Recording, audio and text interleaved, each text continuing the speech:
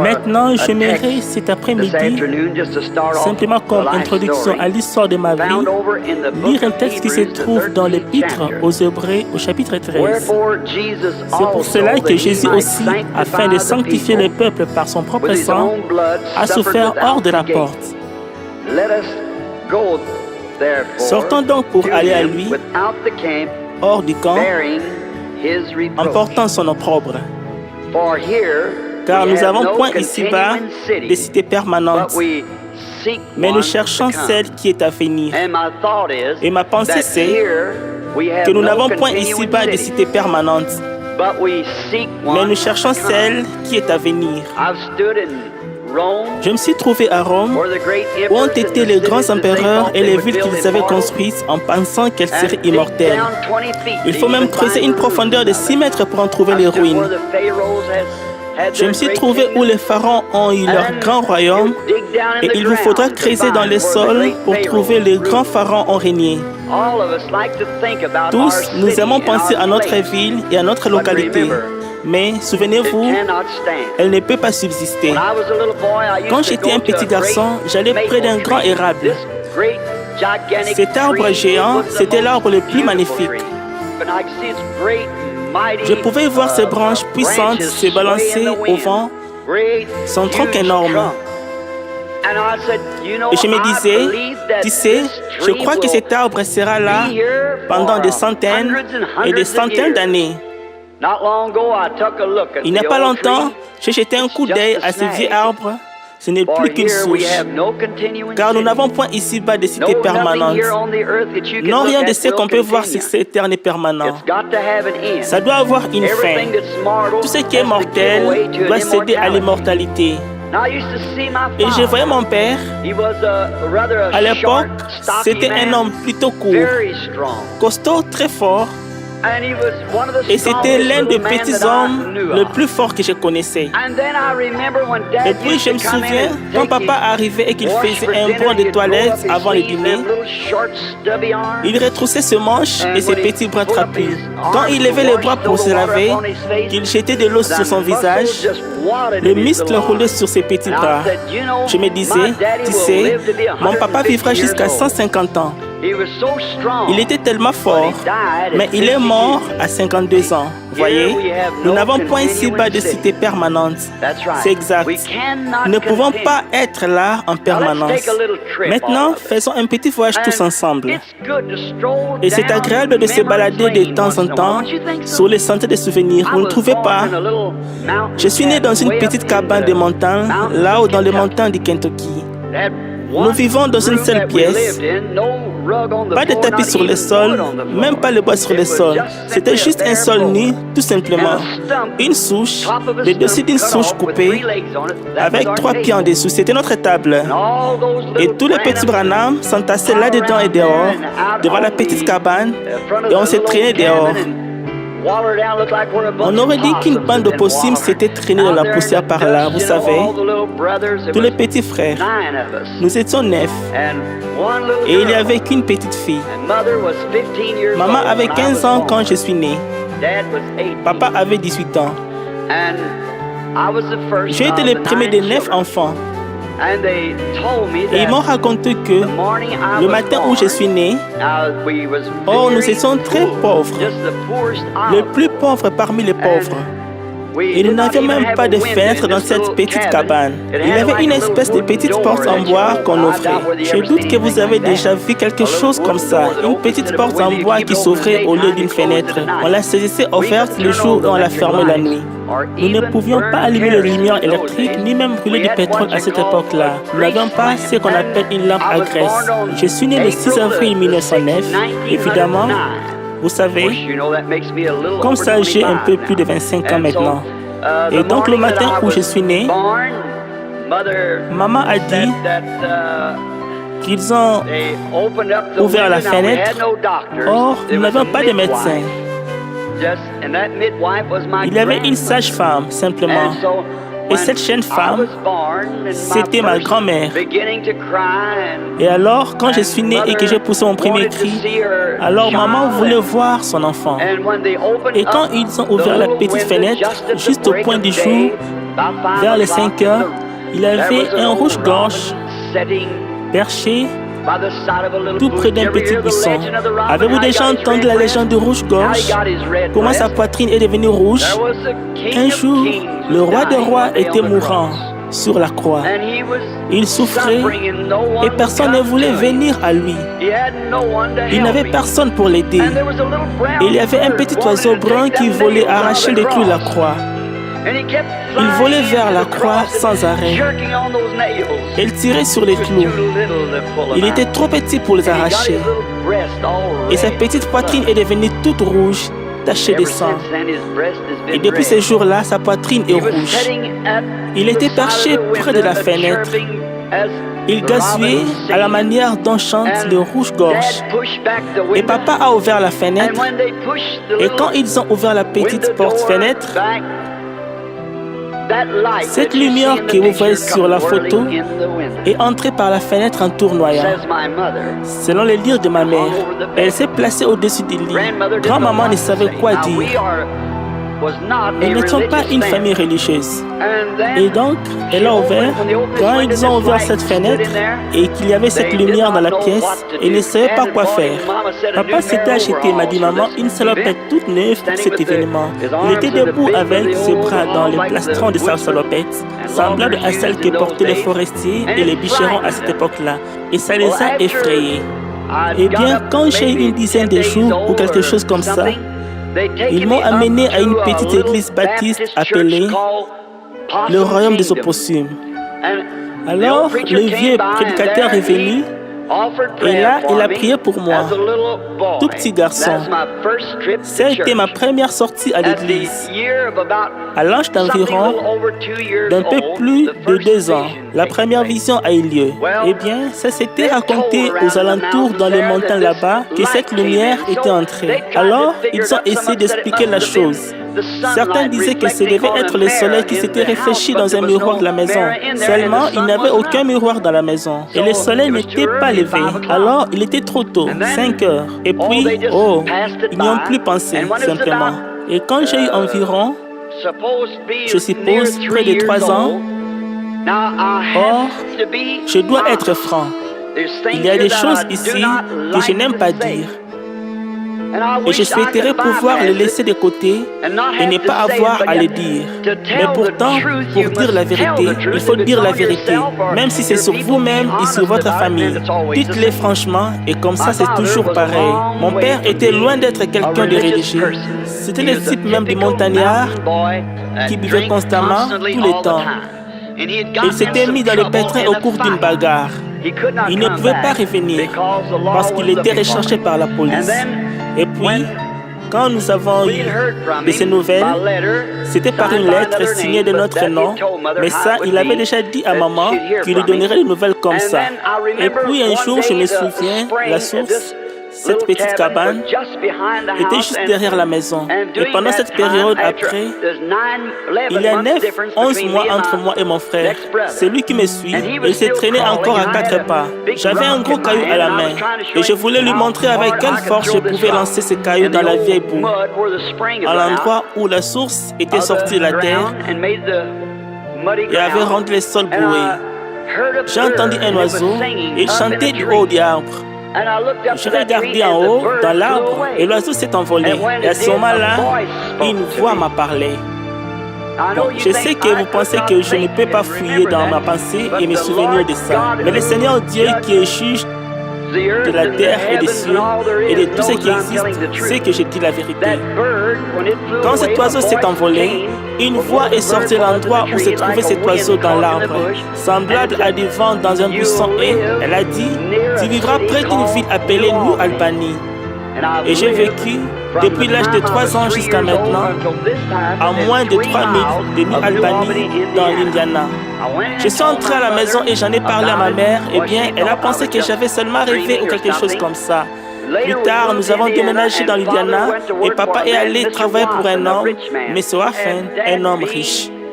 Et comme papa était un homme pauvre, mais qui ne pouvait pas s'empêcher de boire, il s'est mis à fabriquer du whisky dans un umbilic. Et alors, j'en avais vu de dur à cause de ça, vu que j'étais le plus âgé des enfants. Je devais faire le transport de l'eau à cet embellique pour que le serpentin reste froid pendant qu'il fabriquait le whisky. Après, il s'est mis à en vendre, alors il s'est procuré 2 ou 3 embelliques. Bon, c'est ce bout-là que je n'aime pas raconter, seulement c'est la vérité. Et je me souviens qu'un jour, je réveillais la grange, je me dirigeais vers la maison, en pleurant, c'est parce que derrière la maison, il y avait un étang. Un jour, je transportais de l'eau à partir de la pompe, là qui était à une distance d'environ un pâté de maison. Je braillais à qui voulait m'entendre parce que j'étais rentré de l'école et tous les garçons étaient allés pêcher à l'étang. J'aimais vraiment beaucoup la pêche. Alors, ils avaient tous pu aller à la pêche, tous sauf moi, et moi, je devais transporter l'eau pour cet embellique. Évidemment, il ne fallait pas un soufflement. C'était pendant la prohibition et c'était toute une épreuve. Je me suis arrêté sous un arbre et j'étais assis là à brailler. C'était en septembre. Parce que je voulais aller à la pêche, il fallait que je remplisse plusieurs cuves d'eau avec des petits seaux à mélasse à peu près hommes comme ça, d'un demi-gallon. En effet, je n'étais qu'un petit gars d'environ 7 ans. Je l'ai versé dans une grande cuve. Ensuite, j'ai retourné en chercher 2 autres seaux et j'ai revenu. Je l'ai tiré à la pompe. C'est cette eau-là que nous avions. Cette nuit-là, ils avaient distillé une cuvée de whisky de maïs, ces hommes-là avec papa à la maison. Alors je pleurais et tout à coup, j'ai entendu un bruit comme un tourbillon, quelque chose comme ceci. J'espère que ce n'était pas trop fort là. Ça faisait juste un bruit comme ça. Et j'ai entendu ce bruit. Je regardais autour de moi. C'était aussi calme que ça allait dans cette pièce. Pas une feuille qui bougeait nulle part, ni rien. Je me suis dit, d'où vient ce bruit? Eh bien, je pensais, ça doit être loin d'ici. Je n'étais qu'un gamin et ça faisait de plus en plus de bruit. J'ai repris mes petits seaux, j'ai laissé échapper encore 2 ou 3 braillements et je me suis mis en route pour remonter l'allée. Je m'étais reposé. Je m'étais à peine éloigné de quelques pieds de là, de sous les branches de ces gros arbres. Oh là là, quel bruit de tourbillon il y a eu. Eh bien, j'ai recommencé à remonter l'allée et je me suis encore retourné pour regarder ça. Et à ce moment-là, une voix humaine, tout aussi audible que la mienne, a dit « Ne bois jamais, ne fume jamais et ne suis jamais ton corps de toute façon. Tu auras une œuvre à accomplir quand tu seras plus âgé. » Mais j'ai failli mourir de peur. Vous pouvez vous imaginer comment un petit garçon pouvait se sentir. J'ai laissé tomber ses seaux et je suis rentré à la maison aussi vite que j'ai pu en criant à tue-tête. Il y avait des vipères cuivres dans cette région-là, des serpents. Et ils sont très venimeux. Et maman a pensé qu'en passant près du jardin, j'avais peut-être posé les pieds sur une vipère cuivrée. Alors elle a couru à ma rencontre. Je me suis jeté dans ses bras en criant, en l'étranglant et en l'embrassant. Elle a dit, qu'est-ce qu'il y a? T'es-tu fait mordre par un serpent? J'ai dit, non maman, il y a un homme dans cet arbre-là. Elle m'a dit de ne pas boire, de ne pas fumer, de ne pas boire de whisky et des choses comme ça. Et il a dit, ne bois jamais et ne suis jamais ton corps d'aucune façon. Ça, c'est l'immoralité. Vous savez, et mon enfant, ma vie de jeune homme avec les femmes. Et à ma connaissance, je n'ai jamais été coupable de ça. Pas une seule fois. Le Seigneur m'a aidé dans ces choses-là. Comme vous le verrez au fil de mon récit. Et donc, ne bois pas, ne fume pas et ne suis pas ton corps, car tu auras une œuvre à accomplir quand tu seras plus âgé. Et puis, peut-être un mois plus tard, j'ai joué au bill dehors avec mes petits frères dans la cour de devant. Tout à coup, une sensation bizarre m'a envahi. Je me suis arrêté et je me suis assis près d'un arbre. Nous étions sur la berge tout près de la rivière Ohio. J'ai regardé en direction de Jeffersonville et j'ai vu un pont s'élever et traverser là la rivière, enjamber la rivière. Et j'ai vu 16 hommes, je les ai comptés, tomber de là et perdre la vie sur ce pont. J'ai couru en vitesse le dire à ma mère et elle a pensé que je m'étais endormi. Mais ils ne l'ont pas oublié. Et 22 ans plus tard, le pont municipal là, que beaucoup d'entre vous traversent quand vous traversez là-bas, a enjambé la rivière au même endroit et 16 hommes ont perdu la vie en construisant ce pont au-dessus de la rivière. Ça n'a jamais manqué d'être parfaitement vrai. C'est ce que vous voyez ici dans la salle. C'est comme ça que ça a toujours été. Et puis, je me souviens, j'ai grandi et je suis devenu un jeune homme. Quand je suis devenu un jeune homme, j'avais le même genre d'idées que tous les jeunes hommes. À l'école, j'avais rencontré des jeunes filles, vous savez. J'étais très timide, vous savez, et j'ai fini par me faire une petite amie. Un autre garçon Nous étions copains. Alors, il a emprunté la vieille Ford Model T de son papa et nous avons pris rendez-vous avec nos petites amies. Nous allions sortir avec elle en voiture. Et alors, j'avais quelques pièces de 500 dans ma poche et nous sommes arrêtés à un petit restaurant pour prendre. On pouvait acheter un sandwich au jambon pour 500. Et alors, j'étais riche, je pouvais en acheter 4, vous voyez. Et après que nous avons mangé le sandwich et bu le Coca-Cola, je suis allé rendre des bouteilles. Et à ma surprise, quand je suis ressorti, les femmes commençaient seulement à déchoir la grâce à cette époque-là, ou de la féminité. Ma petite colombe fumait une cigarette. Eh bien, j'ai toujours eu mon opinion d'une femme qui fume la cigarette et je n'ai absolument pas changé d'avis depuis ce temps. C'est exact, c'est la chose la plus dégradante qu'elle puisse faire. Eh bien, quand j'ai vu cette belle jeune fille qui prend de grands airs, la cigarette à la main, ça m'a presque donné le coup de grâce parce que je pensais vraiment que j'étais amoureux d'elle. Plus tard, j'ai trouvé une jeune fille quand j'ai eu environ 22 ans. Elle était charmante. C'était une jeune fille qui allait à l'église, une luthérienne allemande. Son nom était Brombach. Et c'était une jeune fille très bien. Elle ne fumait pas, elle ne buvait pas. Elle ne dansait pas, ni rien. Une jeune fille très bien. Alors, quand nous sommes mariés, nous n'avons rien pour se mettre en ménage. Je pense que nous avions 2 ou 3 dollars. Alors, nous avons loué une maison qui nous coûtait 4 dollars par mois. C'était une petite maison de 2 pièces. Nous sommes mis en ménage. Je me souviens que j'avais peint un tréflet d'Irlande sur les chaises quand je les avais peintes. Et oh, nous étions heureux. Nous étions l'un à l'autre. Alors c'est tout ce qu'il nous fallait. Et Dieu, par sa miséricorde et sa bonté, nous étions le petit couple le plus heureux qui se puisse trouver sur terre. J'ai découvert ceci que le bonheur n'hérite pas dans le nombre de biens de ce monde que l'on possède, mais dans la satisfaction que l'on tire la portion qui nous est allouée. Un peu plus tard, Dieu est descendu et il a béni notre petit foyer. Nous avons eu un petit garçon. Son nom était Billy Paul. Et au bout de quelques temps encore, d'environ 11 mois, il nous a bénis de nouveau avec une petite fille appelée Sharon Rose. D'après l'expression de la rose de Saron.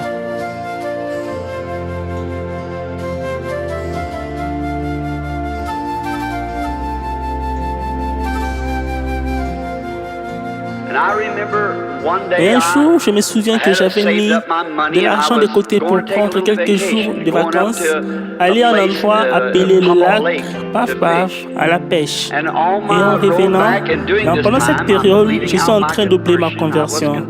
Je me suis converti, j'ai été ordonné dans l'église baptiste missionnaire par le docteur Roy Davis. J'étais devenu ministre de l'Évangile et j'avais mon tabernacle où je prêche maintenant à Jeffersonville. J'étais pasteur de cette petite église. Sans prendre d'argent, j'ai été pasteur de cette église pendant 17 ans sans recevoir un sou. J'étais contre le feu, il n'y avait même pas de plateau à offrande dans l'église. Et pour mes dîmes que j'avais à cause de mon travail et tout, il y avait une petite boîte à l'arrière du bâtiment où il était dit, il y avait un petit écriture dessus. Toutes les fois que vous avez fait ces choses au plus petit d'entre le mien, c'est à moi que vous les faites. Et alors, c'est comme ça qu'on a payé l'église. Nous avions contracté un emprunt sur 10 ans pour la payer et nous avons remboursé en moins de 2 ans. Et je n'ai jamais ramassé d'offrande d'aucune sorte. Et je me souviens qu'elle avait travaillé très fort pour m'aider à amasser l'argent nécessaire pour aller pêcher à ces lacs. Et comme je reviens de ces lacs, j'ai commencé à remarquer que les automobiles avaient des inscriptions à l'arrière qui disaient « Jésus seul ». J'en ai suivi quelques-unes. Elles se sont arrêtées à une très grande église. J'ai découvert qu'il s'agissait des pentecôtistes. J'avais entendu parler des pentecôtistes, mais c'était une bande d'exaltés qui restaient là, étendus par terre et qui avaient des crimes à la bouche et toutes ces choses qu'on m'avait dites. Alors je ne voulais rien avoir à faire avec ça. Je les entendais tous s'emballer là-dedans. Alors je me suis dit, je crois que je vais simplement entrer. Donc j'ai arrêté ma vieille Ford et je suis entré. Et ça chantait comme vous n'avez jamais entendu de votre vie. Eh bien, j'ai écouté quelques-uns de leurs enseignants. Ils étaient là, ils enseignaient sur Jésus et sur sa grandeur. Et combien tout était si glorieux. Et sur un baptême du Saint-Esprit. Je me disais, de quoi parle-t-il? Mais vous savez, il y avait quelque chose. Plus je restais assis là, plus ça me plaisait. Et il y avait quelque chose qui semblait être très bon. Et cette nuit-là, je priais presque toute la nuit. Je disais, Seigneur, dans quoi est-ce que je me suis embarqué? Je n'ai jamais vu des gens aussi religieux de toute ma vie. Je disais, aide-moi à voir ce qu'il en est de tout ça. Le lendemain matin, je me suis rendu là-bas. On nous avait invités à déjeuner. Naturellement, je ne voulais pas venir manger avec eux vu que je ne pouvais pas participer à l'offrande. Et il a dit, hier soir, il y avait un jeune prédicateur ici sur l'estrade, un baptiste. Et il a dit, c'était le plus jeune prédicateur sur l'estrade. Son nom était Branham. Est-ce que quelqu'un saurait où il se trouve? Dites-lui de venir, nous voulons qu'il apporte le message de ce matin. Je me suis tenu là et j'ai dit, eh bien, je ne sais pas là. J'ai cafouillé, j'étais très nerveux, vous savez. Et j'ai ouvert ma Bible du côté de Luc 16 et je pensais, eh bien, maintenant, j'ai abordé le sujet. Dans les séjours des morts, il leva les yeux et il pleura. Alors je pleurais. Quelque chose s'est emparé de moi. Oh là là! Après, je ne sais pas ce qui s'était passé. Quand je suis revenu un peu à moi, j'étais dehors. Ces gens-là se sont mis à hurler, à pousser des cris, à pleurer. Nous avons passé des moments assez impressionnants. Quand je suis sorti dehors, un homme s'est approché de moi. Il avait un énorme chapeau texan, des grandes bottes. Il a dit, je voudrais que vous veniez au Texas faire des rondes de réveil à mon église. Ah oui, je vais noter ça, monsieur. J'ai noté ça comme ça. Voilà un homme qui s'approche. Il portait une espèce de petit, un genre de pantalon de golf. Autrefois, il portait ça pour jouer au golf. Vous savez, ces petits pantalons bouffants. Il a dit, je suis l'ancien tel, mais je m'irais que... Alors j'ai ramassé tout ça et voilà, je suis rentré à la maison. Ma femme était là à mon arrivée. Elle a dit, pourquoi a-t-il l'air si rébellieux? J'ai dit, oh, j'ai rencontré la crème de la crème. Oh là là, ce sont les gens les meilleurs qu'on ait jamais vus. Ces gens-là n'ont pas honte de leur religion. Oh, je lui ai rencontré, j'ai dit, et regarde ça, chérie. Toute une liste d'invitations, ces gens-là.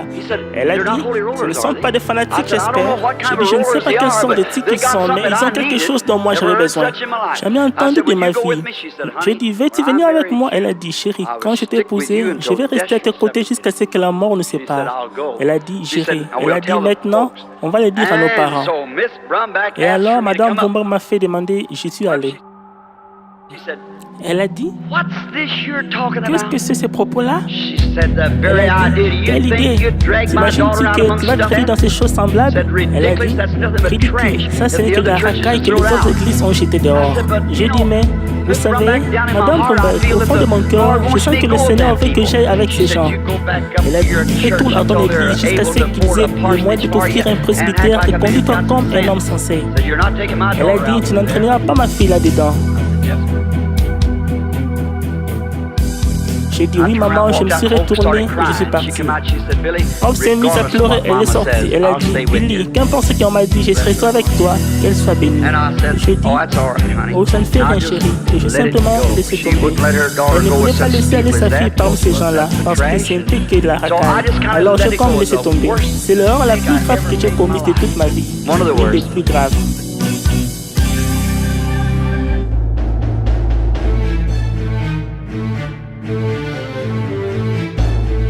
Il y a eu une inondation en 1937.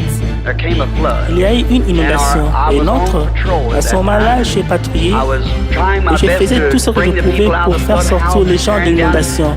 Une maison s'écroulait et ma propre épouse était tombée malade. Et elle était très très malade d'une pneumonie. Et l'ont amenée. L'hôpital habituel était tellement plein que nous n'avons pas pu l'envoyer là-bas. Alors nous l'avons amenée à un édifice gouvernemental. Ils ont installé une salle là-bas. Et alors après, ils m'ont encore appelé pour que je retourne. J'ai toujours vécu sur la rivière et je suis très habile pour piloter un bateau. Alors j'essaie de ramener les gens et sauver l'inondation. Ils m'ont appelé en disant, il y a une maison sur la riche unité sur le pont de s'effondrer. Il y a une mère et un paquet d'enfants à l'intérieur. Et disait, si tu penses qu'avec ton bateau, ton moteur, tu dois arriver jusqu'à eux. J'ai dit, bien, je vais faire tout ce que je peux. Je franchissais les lames, la digue avait été rompue là-bas. L'eau était en train d'apporter la ville. J'ai allé à plein gaz et finalement en passant par les ruelles et les avenues, je suis arrivé là-bas près de l'endroit où j'ai trouvé la vieille digue. Et l'eau coulait à flot. J'ai entendu quelqu'un crier. J'avais une mère debout sur sa galerie et les grandes larmes qui déferlaient comme ça. Eh bien, j'ai continué à monter dans cette direction aussi loin que j'ai pu. J'ai frappé le courant. Je suis revenu et je suis arrivé de ce côté. J'ai arrêté un bateau juste à temps pour l'attacher au pilier, du montant de la porte, du montant ou du montant à la galerie. Je me suis précipité à la maison, j'ai empoigné la mer et je l'ai fait monter dans le bateau avec 2 ou 3 des enfants. J'ai détaché mon bateau et je l'ai amené. Je suis allé beaucoup plus bas et je les ai ramenés au bord. J'ai fait environ 2 km dans la ville avant d'arriver au bord avec elle. Et quand je suis arrivé là-bas, elle s'était évanouie. Elle s'est mise, elle criait, mon bébé, mon bébé. Eh bien, je pensais qu'elle voulait dire qu'elle avait laissé le bébé dans la maison. Oh là là, je suis reparti là-bas pendant qu'ils essayaient de s'occuper d'elle.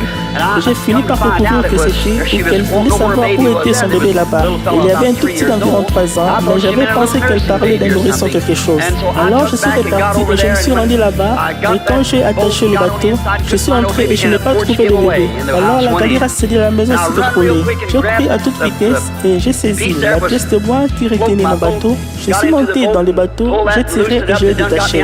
Avec tout ça, je m'étais retrouvé dans le courant de la rivière principale. Il était peut-être 11h30 du soir. Il tombait de la neige fondue et de la neige. J'ai saisi la corde de démarrage, j'ai essayé de mettre le bateau en marche et il refusait de démarrer. J'ai essayé et il refusait de démarrer et j'ai essayé de nouveau. J'avançais toujours plus bas dans le courant et les chutes étaient juste un peu plus bas. J'essayais très fort, on me disait oh là là, c'est ma fin, ça y est. J'essayais très fort, j'ai dit Seigneur, je t'en prie, ne me laisse pas mourir d'une mort comme celle-là. Et j'ai tiré et j'ai tiré. Et ça y est revenu. Quand il s'est après, il a pas voulu aller. J'ai posé ma main sur le bateau et j'ai dit, oh Dieu, sois miséricordieux envers moi, ne me laisse pas quitter mon épouse et mon bébé comme ça alors qu'ils sont là-bas malades, je t'en prie. Et j'ai continué tout simplement à tirer comme ça et le refusait de démarrer. Et j'attendais le rugissement plus bas parce que juste encore quelques minutes, je serais terminé. J'ai dit, Seigneur, si tu veux me pardonner, je te promets que je ferai n'importe quoi. Je me suis agenouillé dans ces bateaux-là avec la neige fondue qui me frappait le visage et j'ai dit, je ferai tout ce que tu veux que je fasse. Et j'ai tiré de nouveau et il a démarré. J'ai mis plein gaz et j'ai fini par arriver au bord. Je suis retourné au camion des patrouilles et je pensais, certains disaient, l'édifice gouvernemental vient d'être emporté. Mon épouse et mon bébé étaient là, les 2 bébés. Je suis parti vers l'édifice gouvernemental aussi vite que j'ai pu et l'eau est traversée à une hauteur de 5 mètres partout. Il y avait un major là-bas et j'ai dit, major, quel est l'hôpital? Il a dit, ne vous inquiétez pas là, y avait-il quelqu'un de votre à l'intérieur? J'ai dit, oui, une épouse malade et 2 bébés. Il a dit, ils sont tous sortis. Il a dit, ils sont dans un wagon de marchandises et ils sont en route vers Charleston. J'ai couru, je suis monté sur mon bateau et monté dans ma voiture avec le bateau derrière et j'ai foncé vers. Et puis le ruisseau s'était étendu. Il avait environ 4 ou 5 km de large. Toute la nuit, j'ai essayé de. Certains disaient, les wagons de marchandises, nous l'a fait dérailler là-bas sur les travelages. Eh bien, je me suis retrouvé isolé sur une petite île. Je suis resté là 3 jours. J'ai eu amplement le temps de réfléchir à savoir si c'était de la racaille ou pas. Je me débattais où est ma femme. Quand j'ai fini par la trouver, quelques jours plus tard, après que je suis sorti de là et que j'ai traversé, elle était là-haut à Columbus, dans l'Indiana, à la salle de baptiste. Ils avaient fait un genre d'hôpital là-bas, de chambre des malades, elle était sur des brancards du gouvernement. Et j'ai couru la trouver aussi vite que j'ai pu. J'essaie de voir où elle était. J'ai crié hop, hop, hop. Je regardais et elle était attendue sur un brancard. La tuberculose s'était déclarée. Elle a levé sa petite main osseuse et elle a dit, Billy.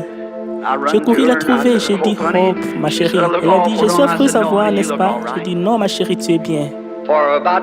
Pendant environ 6 mois, nous avons fait tout en notre pouvoir pour essayer de sauver sa vie, mais elle dépérissait toujours plus, toujours plus.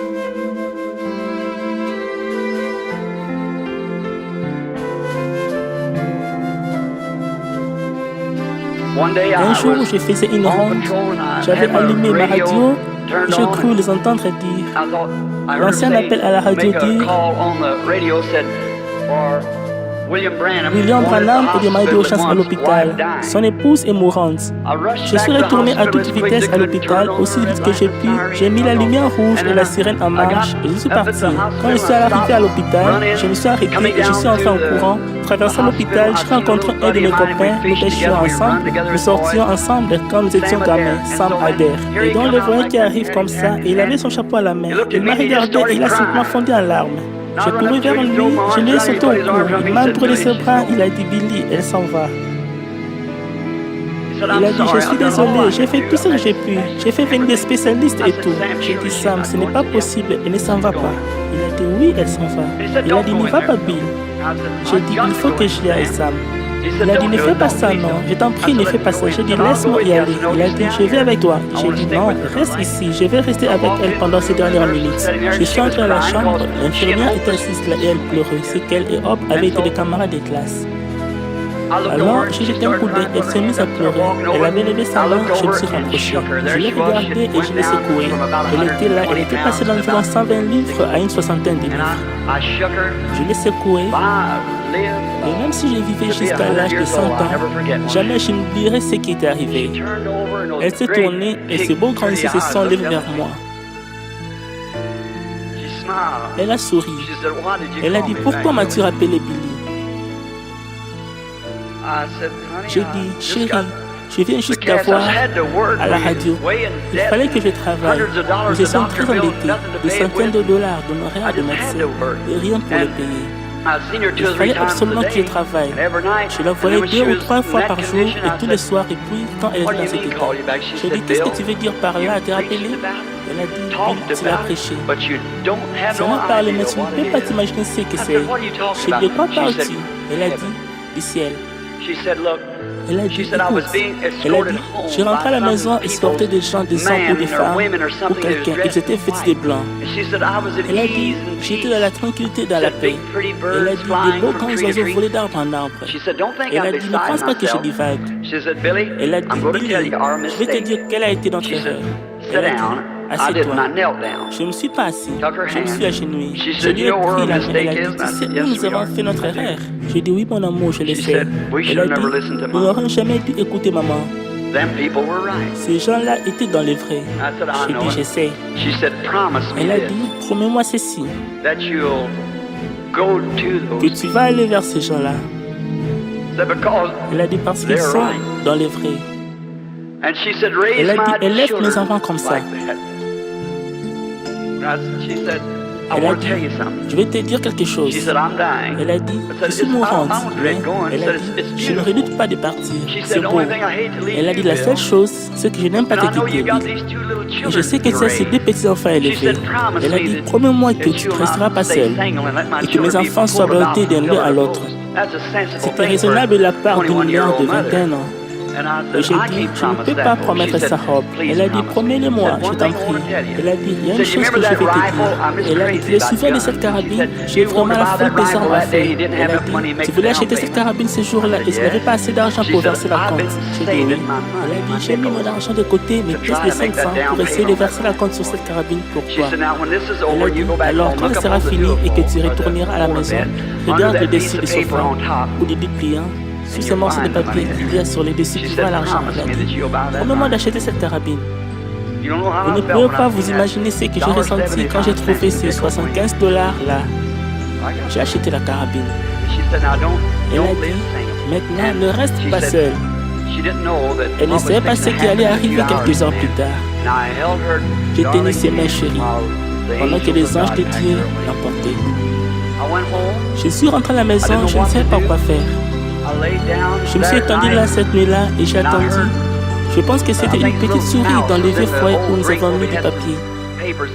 J'ai fermé la porte avec mon pied et son kimono était là accroché derrière la porte. Peu de temps après, quelqu'un m'a appelé en disant, Billy, c'était frère Frank Broy.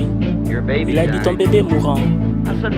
J'ai dit mon bébé. Il a dit oui, Sharon Rose. Il a dit le docteur est là en ce moment. Elle dit qu'elle a une méningite tuberculeuse. Elle a attrapé de sa mère. Elle a dit elle est mourante. J'ai pris ma voiture, je me suis rendu là-bas. Elle était là, un amour de petit être. Et l'ont transporté d'urgence à l'hôpital. Je suis allé le voir, Sam est monté. Il a dit Billy, ne va pas surtout dans cette chambre. Tu dois penser Billy. Elle a dit elle est mourante. J'ai dit il faut que je voie mon bébé. Il a dit tu ne peux pas entrer. Il a dit elle a une méningite Billy et tu la passeras à Billy Paul. J'ai entendu qu'il part. Je ne pouvais pas supporter la voir mourir et sa mère qui gissait là-bas chez l'entrepreneur des pompes funèbres. Je vous l'ai dit, la voix du transgresseur est rude. Alors, je suis allé. J'ai ouvert la porte doucement et quand Sam a été parti et l'infirmière aussi, je suis descendu dans le sous-sol. C'était un tout petit hôpital. Elle était en isolement et les mouches allaient sur ses petits yeux. Ils avaient mis un petit, ce qu'on appelle de la mousseline de moustiquaire, ou un petit morceau de tuile sur ses yeux. Et ses petites jambes potelées remuaient vivement, comme ça, secouées d'un petit spasme. Et ses petites mains secouées de ses spasmes. Je l'ai regardée et elle était juste assez grande pour être mignonne. Elle avait environ 8 mois. Sa mère l'installait dehors avec sa petite bouche, vous savez, dans la cour, quand j'arrivais.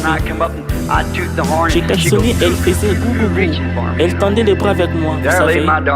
Et ma chérie était étendue là, mourante. J'ai baissé les yeux vers elle et j'ai dit, chérie, tu reconnais papa? Tu reconnais papa, chérie? Et quand elle a regardé, elle souffrait tellement qu'un de ses beaux petits yeux bleus louchaient. C'est comme si on m'avait arraché le cœur.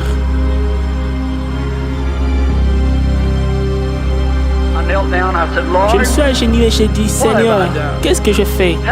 Est-ce que je n'ai pas prêché l'évangile au coin de rue? Je fais tout ce que je peux. Ne m'impute pas ça. Je n'ai jamais appelé ces gens-là de la racaille. C'est elle qui a appelé ces gens de la racaille. J'ai dit, je regrette tout ce qui est arrivé. Pardonne-moi. Ne répands pas mon bébé. Et pendant que j'ai prié, c'est comme si une espèce de rideau ou de tissu noir était descendu. Je savais qu'il me l'avait refusé.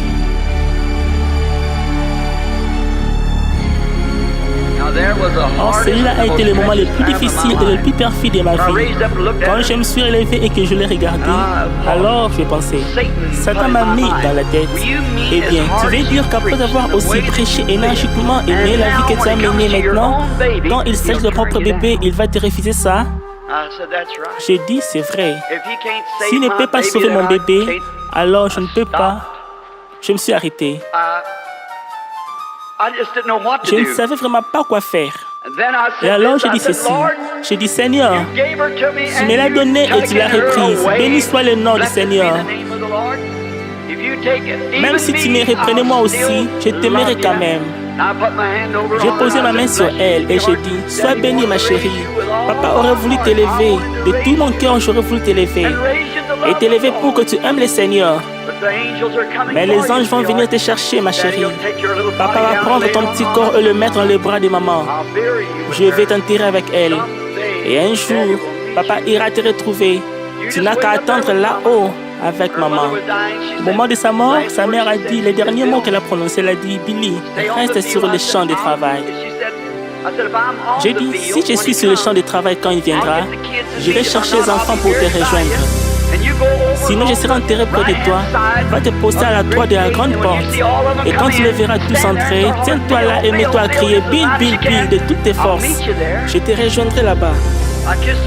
Je lui ai dit au revoir en l'embrassant. Je suis sur les champs de bataille aujourd'hui. Il y aura bientôt 20 ans de ça. J'ai un rendez-vous avec mon épouse. Je veux la rejoindre. J'ai pris le petit bébé quand il est mort et je l'ai mis dans les bras de sa mère et nous l'avons amené au cimetière. Je me suis tenu là à écouter frère Smith, le prédicateur méthodiste qui a prêché aux funérailles. Cendre au cendre et poussière à la poussière. Et j'ai pensé cœur à cœur. Elle est partie. Un matin, pas longtemps après, j'ai amené le petit Bill là-bas. Il n'était qu'un petit bout de chou. Il a dit quelque chose là qui m'a presque donné le coup de grâce un après-midi. Il pleurait. Il était tard dans l'après-midi et je l'ai porté sur mon dos comme ça. Je l'ai porté sur mon épaule et je l'ai tapoté comme ceci. Il a dit, papa, s'il te plaît, va chercher maman et amène-la ici. Et j'ai dit, chérie, je ne peux pas aller chercher maman. Jésus. Et il a dit, eh bien, dis à Jésus de m'envoyer ma maman, je la veux. Et j'ai dit, eh bien, chérie, toi et moi, on va aller la voir un jour. Et il s'est arrêté, il a dit, papa. J'ai dit oui. Il a dit, j'ai vu maman là-haut sur ces nuages. Oh, ça m'a presque donné des coups de grâce, je pensais. Oh, j'ai vu maman là-haut sur ces nuages. C'est bien simple. J'ai failli m'évanouir. J'ai serré le petit bout de chou contre la poitrine, comme ça. J'ai simplement baissé la tête et je suis entré dans la maison. Les jours ont passé, je n'arrivais pas à oublier. J'essayais de travailler, je ne pouvais pas retourner à la maison, ce n'était plus chez moi. Et je voulais rester là, nous n'avions rien d'autre que ces vieux meubles en mauvais état, mais c'était quelque chose dont nous avions profité ensemble. Elle et moi, c'était chez nous. Je me souviens un jour, j'essayais de travailler pour le service public. J'étais allé réparer une vieille ligne secondaire qui s'était détachée. C'était très tôt le matin. J'escaladais cette croix. Je ne pouvais pas renoncer à mon bébé. Je pouvais comprendre que ma femme s'en aille, mais ce bébé s'en aille. Ce n'est qu'un tout petit être. Et j'étais là-haut, j'ai chanté, là-haut sur la colline. Une croix faite de bois rigueux. Les lignes primaires arrivaient au transformateur et réparties par le secondaire. Et j'étais monté là-haut, tout à coup j'ai regardé et le soleil s'est levé derrière moi. Et là, avec mes mains tendues et la forme de la croix sur la colline, je pensais, oui, ce sont mes péchés qui l'ont amené là. J'ai dit, Sharon, ma chérie, papa a tellement envie de te voir, chérie. Comme je mérite de tenir de nouveau dans mes bras, mon petit ange. J'ai déraisonné, quelques semaines avaient passé. J'ai retiré mon gant de caoutchouc, c'était 2300 volts qui passaient là. juste à côté de moi. J'ai retiré mon gant de caoutchouc. J'ai dit, oh Dieu, je n'aime pas faire ça, je suis un lâche. Mais chéri papa, va vous revoir, toi et maman, dans quelques minutes. J'ai commencé à enlever mon gant pour poser ma main sur ces 2300 volts. Ça briserait. Mais il ne resterait même plus de sang en vous. J'ai commencé à enlever ces gants. Il s'est passé quelque chose. Quand je suis revenu à moi, j'étais assis sur le sol, avec le main sur le visage comme ceci. Je pleurais. C'était la grâce de Dieu, sinon je ne serais pas ici à faire un service de guérison. Ça, j'en suis sûr, c'était lui. Il protégeait son don, pas moi. Je suis parti à la maison. J'ai cessé le travail, j'ai rangé mes outils et je suis rentré. J'ai dit, je rentre à la maison. Je suis arrivé par le côté de la maison et j'ai pris le courrier dans la maison. Il faisait un peu froid, je suis rentré. Nous avions une petite chambre, je dormais sur un petit lit de camp. Là, le gel allait commencer et ce vieux Paul. J'ai pris le courrier, j'ai regardé ce qu'il avait comme courrier et sur le dessus, la première chose c'était ces petites économies de Noël, 85. Mademoiselle Sharon Rose Anna, et voilà que ça a recommencé. J'avais été garde-chasse. J'ai pris mon revolver, mon pistolet, je l'ai sorti de l'étui. Et j'ai dit, Seigneur, je ne peux plus supporter ça. Je suis en train de laisser mes os. Je suis si tourmenté. J'ai abaissé les chaînes du revolver. Je l'ai appuyé contre ma tête en m'agenouillant sur ce lit de camp. Dans cette chambre, j'ai dit, Notre Père qui est aux cieux, que ton nom soit sanctifié, que ton règne vienne, que ta volonté soit faite. Et j'ai essayé, j'appuie sur la détente de toutes mes forces. Je disais, sur la terre comme au ciel, donne-nous aujourd'hui notre pain quotidien. Et les coups ne voulaient pas partir. Et je pensais, oh Dieu, vas-tu me démolir complètement? Qu'est-ce que je fais? Tu ne veux même pas me laisser mourir. J'ai jeté le revolver par terre et le coup est parti. La balle a traversé la pièce. J'ai dit, oh Dieu, pourquoi ne puis-je pas mourir en finir? Je ne peux vraiment plus continuer. Il faut que tu fasses quelque chose pour moi. Je me suis laissé tomber. J'ai fondu en larmes sur ma petite couchette sale là. J'ai dû m'endormir. Je ne sais pas si j'ai dormi ou quoi. J'avais l'impression de me promener dans la prairie. J'ai chanté ces chants. La roue du chariot brisée. Il y a un écriteau sur le ranch à vendre. Et comme je continuais, j'ai remarqué un vieux chariot couvert, une espèce de vieux chariot bâché, dont la roue était brisée. Évidemment, ça représentait ma famille brisée. Et en m'approchant, je regardais une très belle jeune fille se trouver là. Elle avait environ 20 ans, les cheveux blancs flottants et les yeux bleus, vêtus de blanc. Je l'ai regardée, j'ai dit bonjour, je continue. Elle a dit salut papa. Je me suis retourné, j'ai dit papa? J'ai dit, comment mademoiselle puis-je être votre papa alors que vous avez le même âge que moi? Elle a dit, papa, tu ne sais pas où tu es, c'est tout. J'ai dit, que voulez-vous dire? Elle a dit, ici c'est le ciel. Elle a dit, sur la terre j'étais ta petite Sharon. Mais j'ai dit, chérie, tu n'étais qu'un petit bébé. Elle a dit, papa, les petits bébés ne sont pas des petits bébés ici, ils sont immortels. Ils ne vieillissent ni ne grandissent jamais. Et j'ai dit, eh bien, Sharon, chérie, tu es une belle jeune femme. Elle a dit, maman t'attend. J'ai dit, où? Elle a dit, là-haut, dans votre nouvelle maison. J'ai dit, nouvelle maison? Les Branham sont des vagabonds. Ils n'ont pas de maison. J'ai dit, eh bien, je n'ai jamais eu de maison, chérie. Elle a dit, mais tu en as ici, papa. Je ne vais pas faire l'enfant. C'est tellement réel pour moi. Quand je repense, c'est comme si je revivais tout ça. Elle a dit, tu en as ici, papa. Je sais que j'en ai une là-bas. Un jour, j'irai. Elle a dit, où est Billy Paul, mon frère? J'ai dit, eh bien, je l'ai laissé chez Madame Brown il y a quelques minutes. Elle a dit, maman veut te voir. Je me suis retourné, je regardais. Il y avait des palais immenses. Et la gloire de Dieu les enveloppait. Et j'entendais un cœur angélique chanter. Ma maison, ma douce maison. Je me suis engagé dans un grand escalier, je l'ai grimpé à toute vitesse.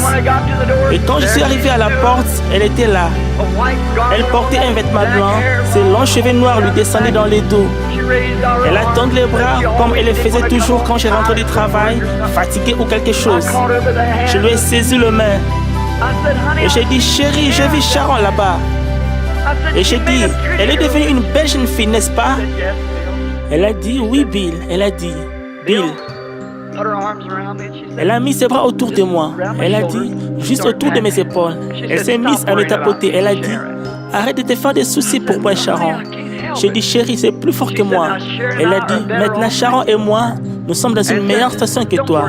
Elle a dit, ne te fais plus de soucis pour nous. Veux-tu me les promettre?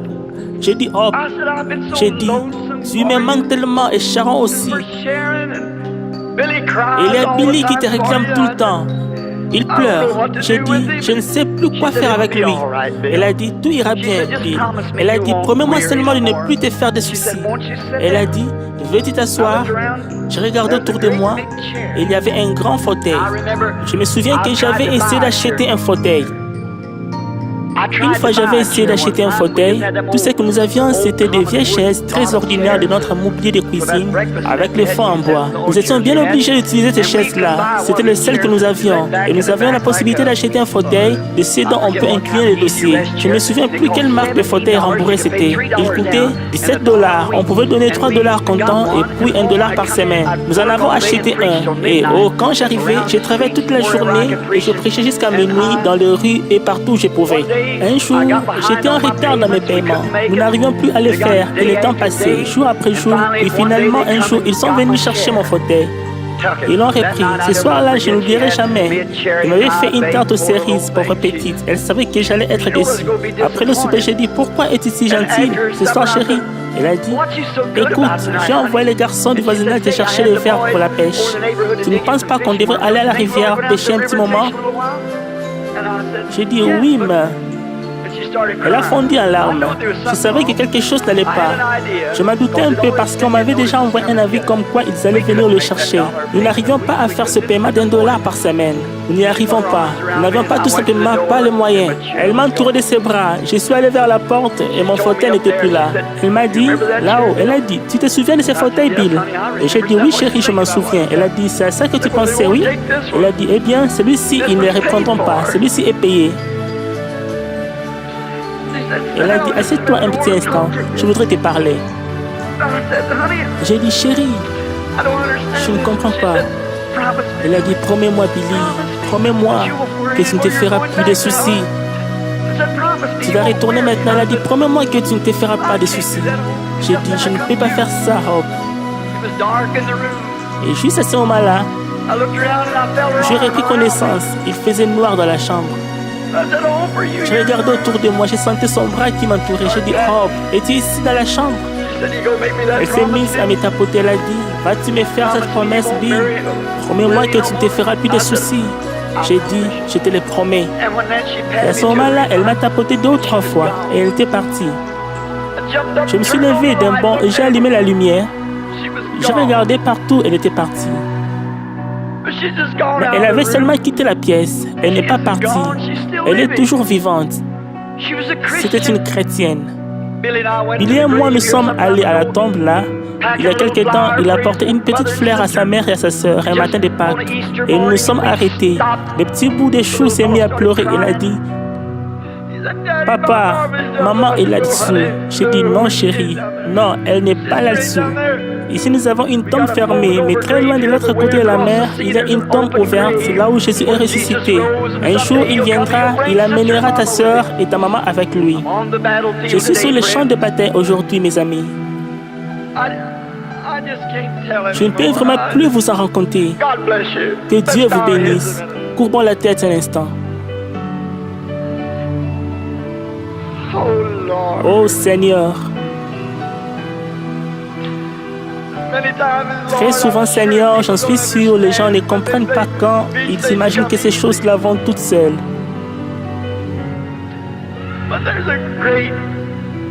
Mais un grand jour vient, et alors Jésus viendra, et tous ces chagrins seront effacés. Je te prie, Père Céleste, de nous aider à être prêts. Et cette dernière promesse, quand je l'ai embrassée sur la joue ce matin en lui disant que je la réjouirai là-bas ce jour-là, je crois qu'elle sera postée là à crier mon nom. Je suis resté fidèle à cette promesse, Seigneur. Tout autour du monde, à toutes sortes d'endroits, j'essaie d'apporter l'évangile. Je prends de l'âge maintenant, je suis fatigué, je suis épuisé. Un de ces jours, je vais fermer cette Bible pour la dernière fois. Oh Dieu, garde-moi fidèle à la promesse. Entoure-moi constamment de ta grâce, Seigneur. Que je ne regarde pas aux choses de cette vie, mais que je vive pour les choses qui sont de l'autre côté. Aide-moi à être honnête. Je ne demande pas à avoir la vie facile. Non, Seigneur, alors que mon Christ est mort dans la souffrance là-bas et que tous les autres sont morts de cette manière. Je ne demande pas la facilité. Permets-moi seulement d'être honnête, Seigneur, de dire la vérité. Fais que les gens m'aiment pour que je puisse te conduire à toi. Je prie que ta miséricorde repose sur chacun de nous ici. Et ceux qui sont ici, Seigneur, il se peut qu'ils ne te connaissent même pas. Et peut-être qu'ils ont un petit être cher de l'autre côté de la mer là-bas. S'ils n'ont jamais accompli leurs promesses, puisse-t-il le faire maintenant, Seigneur? Excusez mes larmes. Oh là là, vous ne vous rendez pas compte, mon ami. Vous ne savez pas ce qu'il y a eu de sacrifices. Ça, ce n'est même pas une parcelle pratiquement de l'histoire de ma vie.